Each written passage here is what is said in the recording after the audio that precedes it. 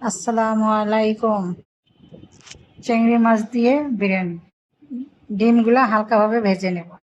চিংড়ি মাছগুলো আমি লেবু লবণ দিয়ে মেখে রেখেছিলাম, ভেজে নেব।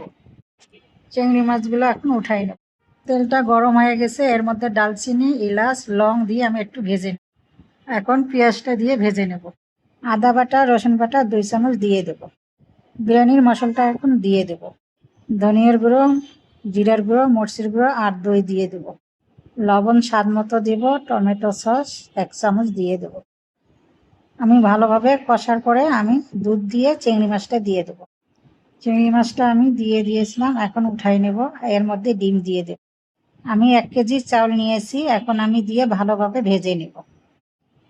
দুধ আর গরম পানি আমি একসাথে দিয়ে আমি 40 মিনিটের মতো রান্না করে নেব।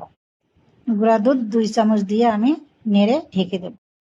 রাইসটা আমার হয়ে গেছে, এখন চিংড়ি মাছটা দিয়ে এর মধ্যে পেঁয়াজ বেরেস্তা কাঁচামরিচ দিয়ে রাইসটা আমি ভালোভাবে দিয়ে দেব। এখন আমি ডিমটা দিয়ে দেব।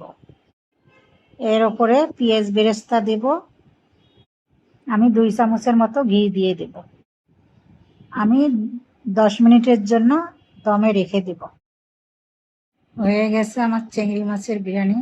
আপনারা সবাই বাসায় ট্রাই করবেন। লাইক কমেন্ট বেশি বেশি করে শেয়ার করুন।